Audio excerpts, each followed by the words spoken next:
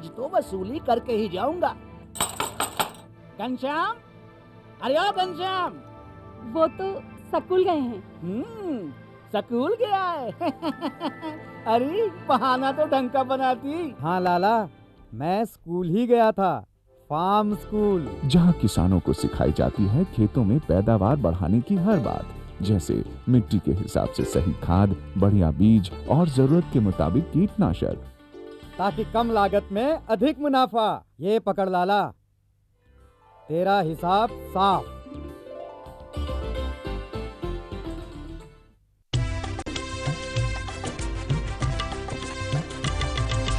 सहकारिता के बल पर विकास के लिए उठे कदम, जन सहकार की ताकत लेकर आगे बढ़ते जाएं हम। जन जन ने इस क्रांति में है विश्वास जगाया, हम सब ने मिलकर विकास का परचम है फहराया।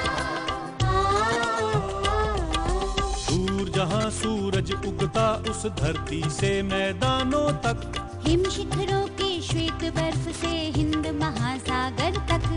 श्वेत क्रांति हो हरित क्रांति या ग्राम विकास की बात, एकता ही धर्म हो अब चाहे दिन हो या रात। कृषि मंत्रालय भारत सरकार द्वारा जनहित में जारी।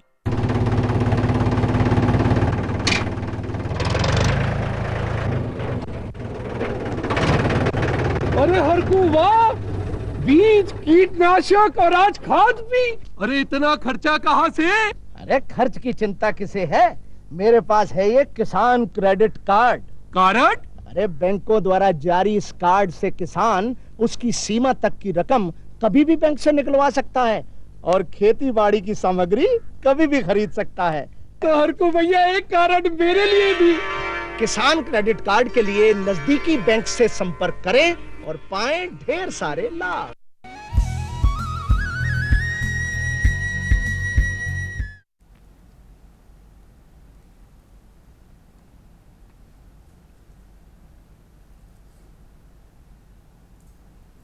कृषि दर्शन के दिखैया जम्मो संगवारी हो, राम राम जय जोहार। संगवारी हो सजीव फोन इन में आप मन के स्वागत है।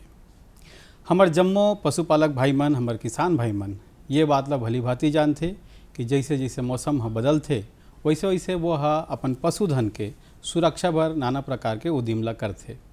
फिर विशेष रूप से संगवारी हो जब मौसम परिवर्तन के दौर होते वो समय हमार पशु मन ला कैसन ढंग के देखभाल करना चाहिए, आज हमन जानबो यही विषय में।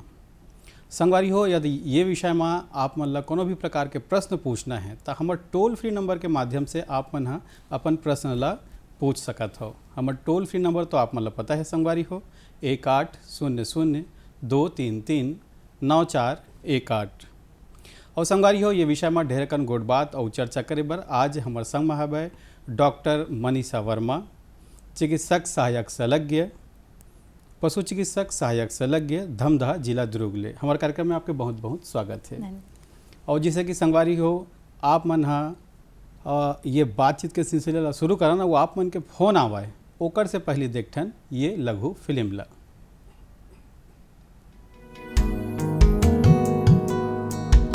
किसान भाइयों, ग्रीष्म ऋतु में जब वातावरण का तापमान सामान्य से अधिक हो जाता है, उस स्थिति में पशुओं में गर्मी के द्वारा उत्पन्न तनाव होने के कारण पशुओं में शारीरिक वृद्धि, उत्पादन व प्रजनन क्षमता विपरीत रूप से प्रभावित होने लगती है। सामान्यतः गर्मी तनाव से बचने के लिए पशु प्रजातियों के आनुवांशिक गुण पशुओं को विपरीत तापमान के प्रति सहनशील बनाते हैं, परंतु जब तापमान आवश्यकता से अधिक हो जाता है तो पशु की दैहिक व दैनिक गतिविधियों में स्वतः ही परिवर्तन होने लगता है।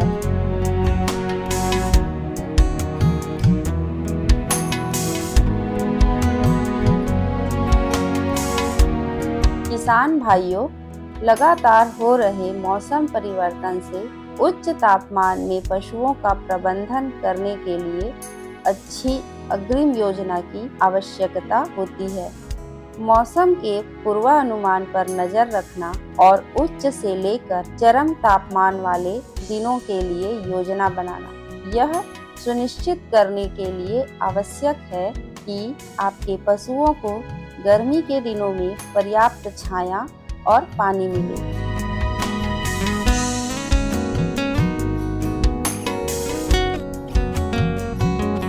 पर्याप्त मात्रा में स्वच्छ ठंडा पानी और छाया का प्रावधान आवश्यक है। पानी के कुंड या कंटेनर काफी बड़े होने चाहिए और इस तरह से डिजाइन किए जाने चाहिए कि सभी पशुओं को आसानी से पानी मिल सके।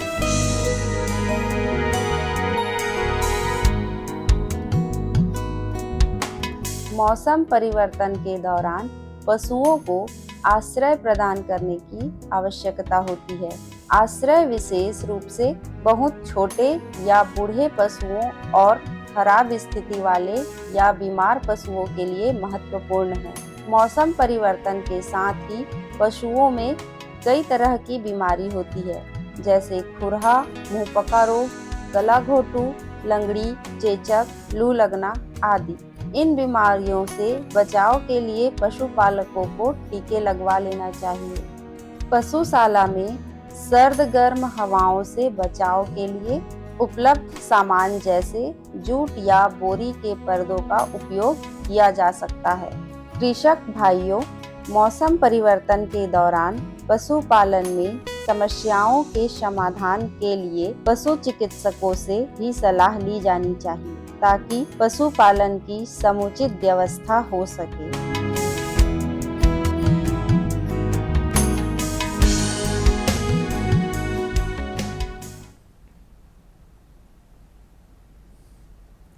तो भाई संगवारी हो, अभी आप मन देखे हो लघु फिल्म ला कार्यक्रम में एक बार फिर से आप मन के स्वागत है।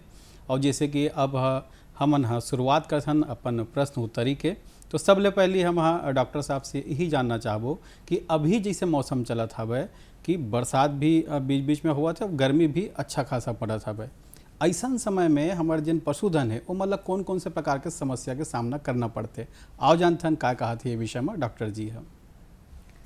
सबसे पहले तो कृषि दर्शन के सभी दर्शकों को मेरा नमस्कार। जैसा कि आप बता रहे हैं भैया कि अभी जो मौसम चल रहा है, बहुत अत्यधिक गर्मी से बहुत अत्यधिक वर्षा। अभी इस मौसम में जून का जो महीना है, सबसे ज़्यादा मौसम में परिवर्तन, तापमान में परिवर्तन इस महीने में देखने को मिलता है। कभी अचानक से बहुत वर्षा होती है और उसके बाद तेज़ गर्मी पड़ती है, जिसकी वजह से ह्यूमिडिटी जिसे कहते हैं, आर्द्रता, तापमान में जो नमी होती है वो बढ़ जाती है। तो सबसे अच्छा मौसम कह सकते हैं कीटाणुओं के लिए, संक्रमण के पनपने के लिए ये माना जाता है जी। तो ऐसे मौसम में पशु जो हैं वो बहुत जल्दी तनाव में आ जाते हैं। तनाव में वो जब आते हैं और उनकी जो उत्पादन क्षमता है वो तुरंत ही गिर जाती है। तो ऐसे मौसम में जो है पशुओं का खास तरीके से ख्याल रखना हमें चाहिए जी। जिसे आप बताया हो कि तनाव में आ जाते जी। एक शुरुआत में जिन पशुपालक भाई हवे वो कैसन ढंग के जानही कि तनाव वाला आवत है करके का ओकर लक्षण होते? जैसे पशु तनाव में जैसे ही आता है तो या तो वो अत्यधिक सुस्त हो जाता है, एक कोने में बैठा रहेगा, या अत्यधिक उसका वो घबराने लगता है, या फिर उसका भूख जो है वो कम हो जाती है, खाना पीना छोड़ देता है, और अलग रहेगा, या पशुओं से घबराहट की वजह से अन्य पशुओं से लड़ने झगड़ने लगेगा, या सभी जो पशु हैं उनसे अलग हटकर बैठेगा। तो ये कुछ लक्षण होते हैं तनाव में जो पशु होता है तो देखने को मिलते हैं। अच्छा, तो ऐसा समय में डॉक्टर साहब एक पशुपालक भाई ला कौन कौन से बात का ध्यान रखना चाहिए? पशुपालक भाइयों को सबसे पहले तो ये ध्यान रखना है कि पशु अगर तनाव में है तो उसे ऐसा वातावरण, ऐसा माहौल मिले कि वो उसे जो भोजन है, पानी है, उसकी कमी ना हो। और जैसे पशु अगर अचानक से एक नई जगह में आ गए हैं, अब पहले जिस पशुशाला में वो रह रहे थे वहाँ वो उसके वहाँ से वो चिर परिचित थे, अचानक से अगर पशुओं की जगह भी डॉक्टर साहब एक चेंज संगवारी होती के है। फोन आवत हवे, ये जी। बात ला हम आगे बढ़ाबो जी। हेलो। हाँ हेलो। हाँ जी संगवारी, का नाम है आपके, कौन गाँव ले बोला था? हाँ नमस्कार सर, मेरा नाम नंद स्वरूप मिश्रा है, बाराबंकी उत्तर प्रदेश से। जी जी जानना ये चाहता हूँ कि पशुओं के लिए हम जून के महीने में इतनी चीजें करता हूँ, जिसमें गला घोंटू, लंगड़ा लंगड़ी, बुखार का टीका लगवाता हूँ। पशुओं को हम लू से बचाते हैं, हरा चारा पर्याप्त मात्रा में खिलाते हैं, परजीवी दवाओं को पशुओं को खिलाते हैं और आने वाले दिनों के लिए हरे चारे की भी हम लोग व्यवस्था करते हैं। बांझपन पशुओं को उपचार कराते हैं और सूखे खेत की चरी नहीं खिलाते हैं, अन्यथा जहर फैल सकता है, पशु हमारा मर सकता है। तो इतनी चीजें तो हम जून के महीने में अपनाते हैं। इसके अलावा और हमें क्या अपनाना चाहिए जून के महीने में? जी, बहुत अच्छी जानकारी आपने दी है पशुपालक भाई। बहुत कुछ आपने तो ऐसे ही बता दिया। जो 2-3 चीज़ें आपको और करनी चाहिए जून के महीने में। हम संक्रामक रोगों से बचाव के लिए तो टीकाकरण करवा लेते हैं, लेकिन हम उसका डीवर्मिंग जिसे कहते हैं वो नहीं करवाते हैं। तो किलनी, जू और उसके अलावा बाह्य और अंतः जो परजीवी हैं उससे बचाव के लिए हमें अपने पशुओं का डीवर्मिंग कम से कम हर 3 महीने के अंतराल में कराना चाहिए। और ये जून जुलाई मतलब बारिश चालू होने से पहले एक बार हम अगर उनका डीवर्मिंग करा देंगे तो जो ये परजीवी जनित जो बीमारियां हैं उनसे हम पशुओं को अपने बचा सकते हैं। और दूसरी एक जानकारी मैं आपको देना चाहूँगी कि बारिश के मौसम में जो हम हरी घास जो पशुओं को खिलाते हैं उसमें पानी की मात्रा अधिक होती है और फाइबर की मात्रा कम होती है। तो जिस वजह से जो पोषक तत्व हैं उस चारे के वो भी कम हो जाते हैं। तो कोशिश करिए कि जो आप हरा चारा उन्हें खिला रहे हैं, जो मुलायम घास हम उन्हें खिला रहे हैं, तो वो थोड़ा सुखा के खिलाएं। तो उससे उनका पोषण भी बना रहता है और जो उनकी पाचन प्रक्रिया में जो अंतर देखने को मिलता है सूखे चारे से जो हरे चारे में अचानक से उनको हम ले आते हैं, तो उस वजह से दस्त भी लगने की जो संभावना होती है वो कम हो जाती है। तो ये 2-3 बातें जो हैं आप और ध्यान रखेंगे तो बहुत बेहतर होगा।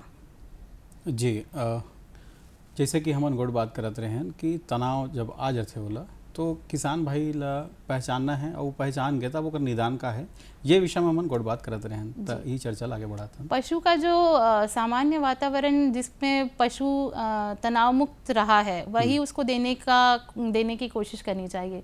जैसे कि वातावरण जो तापमान है पशुशाला का वो बना रहे, पानी की कमी ना हो, खाना पर्याप्त मात्रा में उसे संतुलित आहार जिसे कहते हैं हम वो मिले, जिसमें हरा चारा, सूखा चारा और दाना सभी पर्याप्त मात्रा में मिले। अभी हम क्या करेंगे कि अभी हरा चारा आ गया है तो पहले गर्मियों में सूखा चारा ही दे रहे थे, अचानक से हम हरे चारे में पशु को शिफ्ट कर देते हैं। उसकी वजह से क्या होता है, हरे चारे से सूखे चारे से अचानक से वो हरा चारा खाने लग गया तो उसमें उसको दस्त होने की संभावना होती है। तनाव में मौसम की वजह से पहले से है पशु और उसके बाद ये अचानक से हम उसका आहार परिवर्तन कर देते हैं तो जो दस्त होता है उसकी वजह से भी पशुओं में काफ़ी उत्पादन में गिरावट देखने को हमें मिलती है। डॉक्टर साहब एक और प्रश्न है जी। हेलो जी किसान भाई, क्या नाम है आपके? कौन वाले बोला था? हाँ, मैं भगत राम पटेल बोला था, गुटकू बिलासपुर छत्तीसगढ़ ले। आज के कार्यक्रम आपला और डॉक्टर साहिबा जी ला राम राम जाते हैं। राम राम भैया, आपला भी जी। आज हम ये जानना चाहते रहे कि जैसे अब गर्मी के समय समाप्त होते हैं और आते बरसात के दिन, तो ऐसा समय में पशु मन की जिन अच्छा सुरक्षित रखे खातिर हमन कौन कौन बात के ध्यान रखना है, विशेष करके वो पशु खातिर जिन हर गर्भ अवस्था में है। तो एकर खातिर हम जानना चाहते रहे कि पशु मन खातिर हम का व्यवस्था बढ़िया बना के रखी जेकर से पशु मन के हम देख रेख अच्छा कर। जी डॉक्टर साहब। जी भैया, बहुत अच्छा सवाल है आपका। पशुओं को अभी इस समय में पोषण प्रबंधन और उनकी जो गौशाला है, उनका जो रखने का स्थान है, उसका जो प्रबंधन है, वो दोनों में हमें खासा ध्यान रखना चाहिए।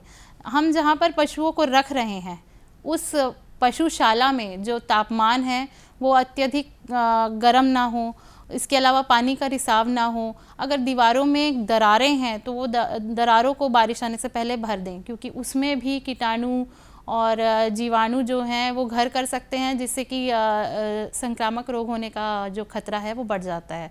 इसके अलावा मल मूत्र और जो भी तरल पदार्थ जो गौशाला में निकलते हैं उसके निरंतर उसके बाहर निकालने के लिए, उसे साफ करने के लिए नाली या फिर ऐसी कुछ व्यवस्था रहनी चाहिए कि वो जमा ना हो। बारिश के मौसम में अगर गंदा पानी मूत्र या फिर कोई और पानी जो है अगर जमा हो जाता है तो उससे मक्खियों की, मच्छरों के भी पनपने की संभावनाएं बढ़ जाती हैं। तो पशु शेड जो है, हम जहाँ पे पशुओं को बांध रहे हैं, हम कोशिश करें कि वो सूखा रहे। पशु की ये आदत होती है कि वो सूखे स्थान पे ही बैठते हैं, इसलिए हमें देखने को मिलेगा बारिश के मौसम में पशु जो हैं वो रोड के बीच में बैठते हैं, क्योंकि वही उन्हें सबसे सूखी जगह लगती है। तो हम भी कोशिश करेंगे कि हमारी जो पशुशाला है, पशु शेड जो है वो सूखा रहे, और जो भी दरारें हैं दीवार की वो हम भर दें। हवा का स्त्राव है आपके पशु शेड में वो बना रहे।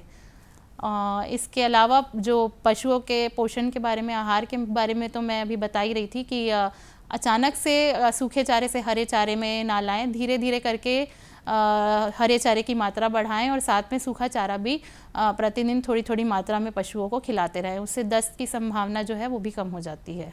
जी डॉक्टर साहब, आप सुघर बात करे हो कि आप पशु मन लगत है एक जनऊ संगवारी भाई के फोन आए हैं। हेलो हेलो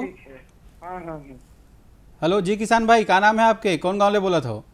हाँ भैया, योगेश जांगड़े बोला था, सिरवा बांधा बेमेतर। जी योगेश भैया, आप मन प्रश्न पूछो। अभी कहाँ है भैया, जैसे बरसात के दिन आवत है, बहुत बिजली कड़क वगैरह भी रही है, तो हम जन हमार पशु है उकर आश्रय स्थल ल कैसे ढंग ले मतलब बढ़िया ढंग ले रखा? बिल्कुल बिल्कुल। अगर आपका पशुशाला जो है उसमें पानी का स्त्राव कहीं भी हो रहा है तो आप कोशिश करिए बारिश चालू होने से पहले अपने पशु शेड की मरम्मत करवा लीजिए। पानी का स्त्राव ना हो, पानी ठहरे ना, जैसे कि मैंने पहले बताया। और जैसे पशुओं का मूत्र है, गोबर है, ये भी बाहर अच्छे से डिस्पोज हो, उसकी भी सफाई पशु शेड की बनी रहे, सूखा रहे पशु शेड। ये कुछ छोटी छोटी बातों का ध्यान रखना होता है। इसके अलावा पशु शेड की जो सफाई करने के लिए आप अपने घर में जो डिटर्जेंट यूज़ कर रहे हैं, फिनाइल यूज़ कर रहे हैं, उससे समय समय पर रोज़ सफाई जो है पशु शेड की करते रहें, पशु शेड को सूखा रखें। ये कुछ छोटी छोटी बातें जो हम ध्यान में रखेंगे तो हम काफ़ी हद तक संक्रामक और परजीवी जनित रोगों से अपने पशुओं को बचा सकते हैं। जी बहुत सुघर आप जानकारी दे हो। जैसे कि हम यहाँ बातचीत करत रहन कि रोड के बीच में गाय गरवा मन बैठ जाते हैं और गाड़ी आवाज जावत रही थे और मक्खी मन उड़त रही थे, तो मला राहत मिलते। जी जी। बरसात के समय में भी बहुत सारा मक्खी मन से परेशान रही से गैया मन। जी जी। ऐसे कोई प्रकार के दवाई होना चाहिए जेकर से ओला डाले से मक्खी मन मत बैठे ओकर ऊपर में, ओला ज़्यादा समस्या भी मत आए? जी जी। तो ऐसा कोई दवाई हो? ऐसा तो सैनिटाइजेशन के बहुत से प्रकार हैं। आप अच्छा सैनिटाइजेशन जो है अपने पशु शेड का करेंगे तो मक्खियों से काफ़ी हद तक बचाव कर सकते हैं।